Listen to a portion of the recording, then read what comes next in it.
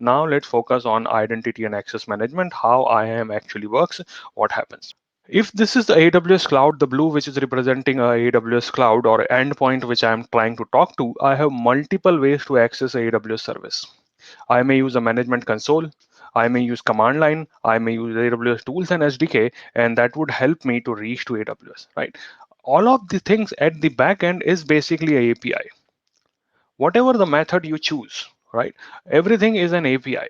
Whether you are using management console, so if you use a management console which is browser, that would be ensuring that APIs directly go to my endpoint here. But if I'm using a command line, then the command line is still built on AWS tools and SDK, and they would send my request to my API endpoint. So every time we are sending requests through an API endpoint, right? Now, if I am authenticating to a AWS user as a user, what I have to do, I have to provide a AWS account for that. I have to know a AWS account ID. Like let's say if I am trying to log into aws.amazon.com, let's see what I have to provide. So first thing I have to provide for that is a 12-digit account ID. This gets created as soon as you create your AWS account. So you would always get 12-digit account ID created. Then you need to provide a username. What is IAM username? I'll talk about it. There would be a password, and if there is an optional MFA enabled by your admin for your account, you need to provide that too, and that would entitle you to log into your account. So right now I am on AWS console and I am selecting sign in. Let's see what other options I have to provide. So I'm trying to sign into the console. Okay. Now in this particular case, what I would do, I would be selecting account ID. I am going ahead with this. So see, this is my account ID 739 something. I would provide a username here. That is my admin underscore ash username, password, and I would say sign in. So this is going to authentication. Here IAM is coming into picture. So whatever you do, IAM is always coming in. Every API call you are making, IAM is always authenticating. Where I am accessing service X or Y or Z, IAM is always coming into picture. And how I authenticated to IAM right now, I authenticated by providing a username and password that you are utilizing here. Sorry for that. So what I have done, I authenticated and now I am logged in as a user called admin underscore ash. This is the IAM user which I'm logged into.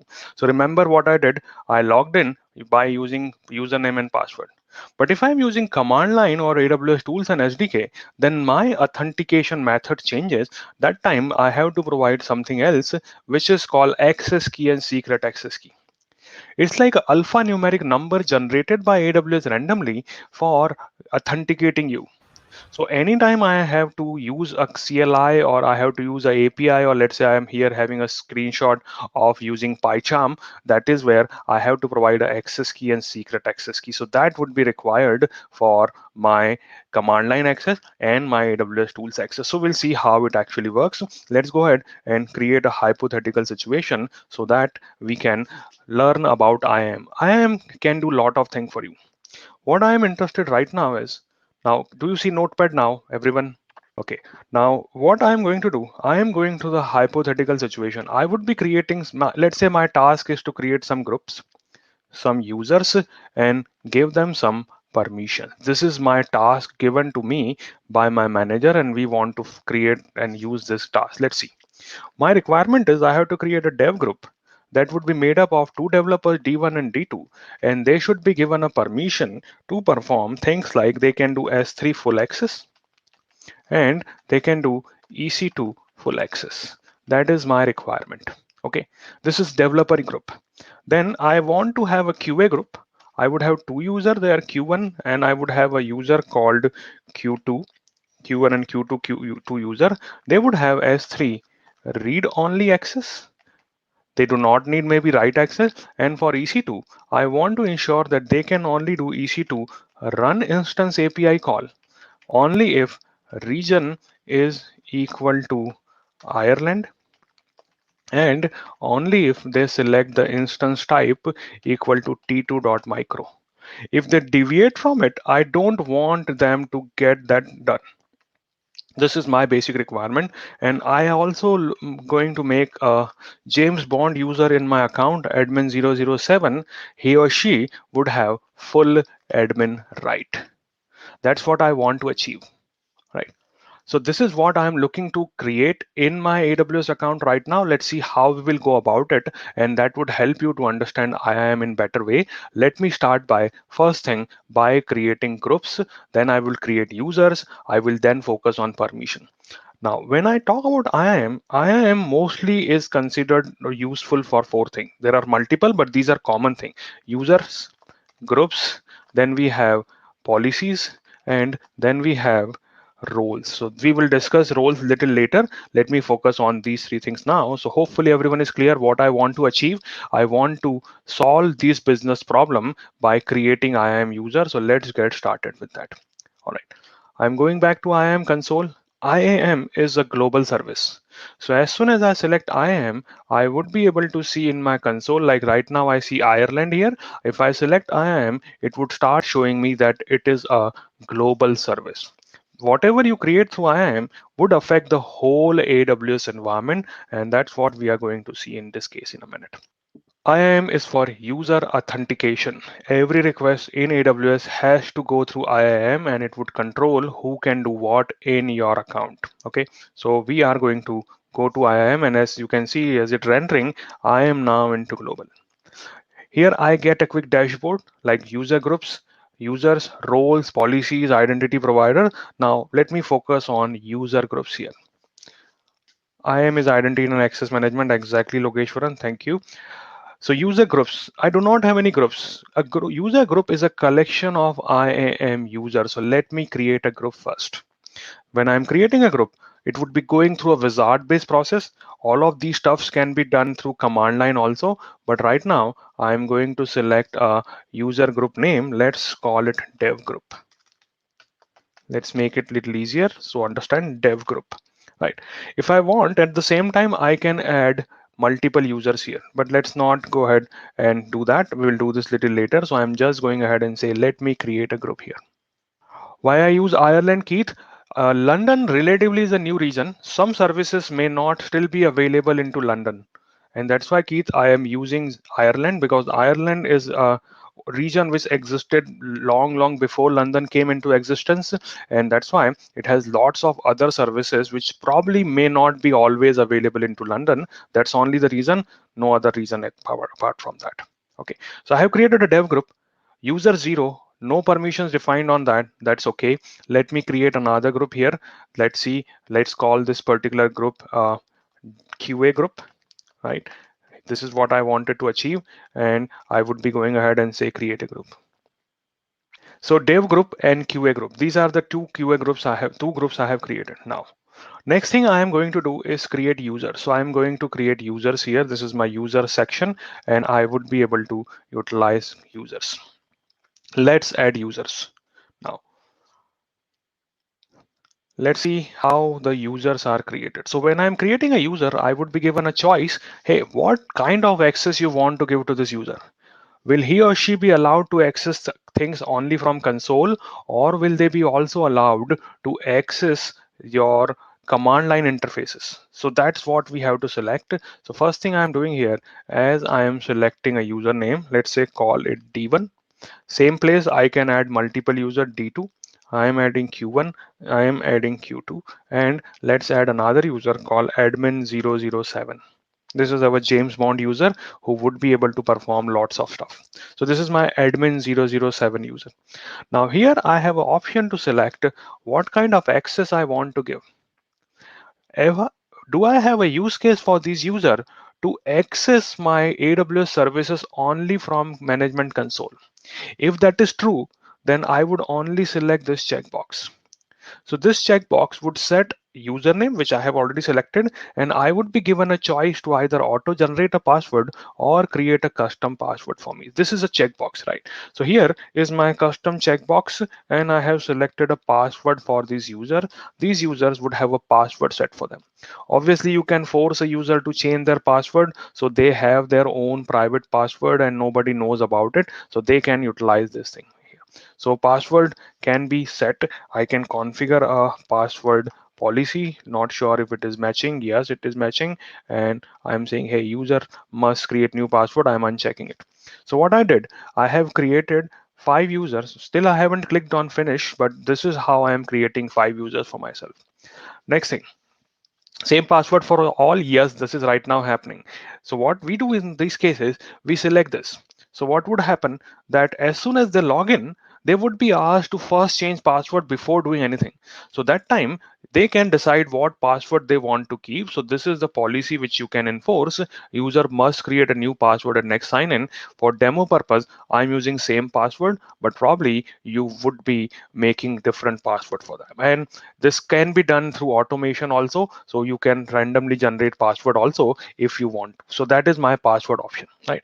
This password is only used if I have to access AWS management console. So for management console, what I need to have, I need to have username and I need to have password. That's all I need to. Okay, what is the next thing? Next is access key programmatic access. If I feel that these will be developers and they would be looking for keys to log in through PyCharm or Visual Studio or .NET or some programming languages, that time they may be needing an access key. Access key is made up of two parts. First is access key, and there is a secret access key. So this is similar to username and password, but instead of I selecting that access key and secret access key, AWS randomly generates it for me.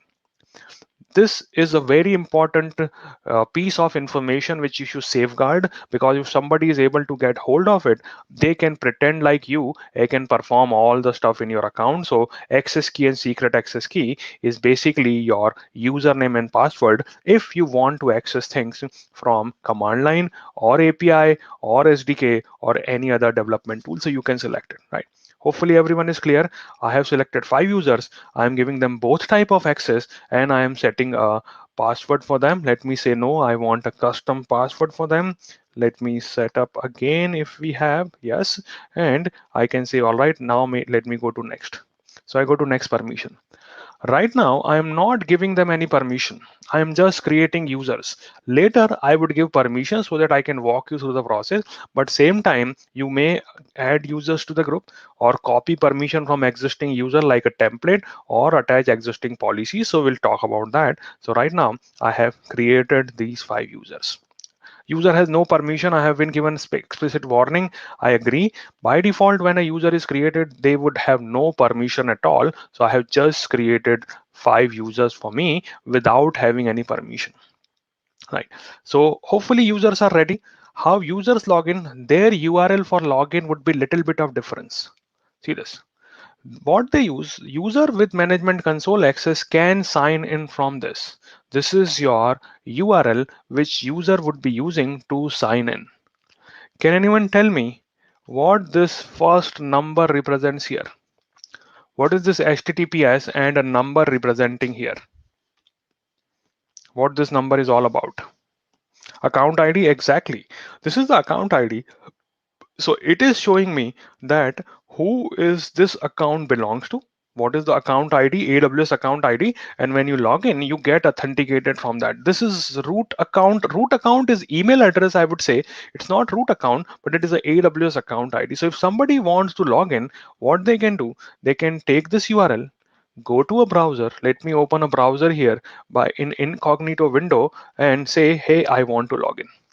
So this would provide me a prompt only for that particular account. So I'm logging in and I have selected it. What it would do, it will auto populate account ID for me. See this. Now I can provide a username, let's say D1, and I can provide the password which I have saved for that particular user. Can you create alias? Yes, you can create alias for that, Jatin. Yeah, that is possible. Now, question to you, another question. If I click sign in, will I be allowed to sign in or not? Because if you remember, my user has not been given any permission at all. So what I'm trying to do now, I am using that URL, putting the username and selecting password and say sign in. Let me tell me please what would happen. Will I be allowed to log in or not? Let me minimize it. Nope. Yes, you will be allowed to sign in. I'm getting different answers here. All right. You will be allowed to sign in by default, no permission. It will allow exactly. Now, see, differentiate between authentication and authorization. If I'm a user and I have a password, I am a valid user. I'm a valid user holder for password, and all of these things are available to me. So I can log in. So authentication done. But do I have any authorization as of now? Answer is no. So I can access my Amazon Management Console, AWS Management Console, but I won't have any permission at all for checking anything. Let's say I go ahead and say, hey, let me check my billing dashboard. Let's see what happened. So I'm trying to log in as D1 and trying to access billing authentication, billing management. We'll see what message we get in the particular moment. So for every API call, request would be checked. Is this user having requested permission or not? If not, see this, it says you need permission. I do not have permission. So I am authenticated. I am a right valid user D1. I am into belonging to this account, but I do not have any permission. So next task would be to give permission to this user. And then there are multiple ways of that. So it's because you do not have permission. You can't perform any operation, but you are still a valid user. Okay. Now, what I also see here, I see access key ID on the screen and secret access key. This is an important screen because this secret access key is shown only one time. If you navigate away from this, you won't be able to again access secret access key. You should be able to create another one, but won't be able to see that thing again. So it is a one-time display, and if you want, you can download that as a CSV file, but make sure you keep it very safe because it is keeping your information into a plain text format. So if I'm going ahead and keeping it on my desktop, this is basically a way for me to keep my username, access key, and secret access keys in a plain text format. So I would stay away from it. So how it looks like, let me keep this for future references just in case we need it. So I'm keeping it for Q2 user. This one, this was the access key ID for Q2, and this one is my secret access key. Now, why I'm displaying it here? Because right now I have not given any permission. So even if somebody is able to access this thing, they won't be able to perform anything because this user is not having any access key. And I would be obviously disabling it in a minute. So this is my access key and secret access key looks like. I can click on close.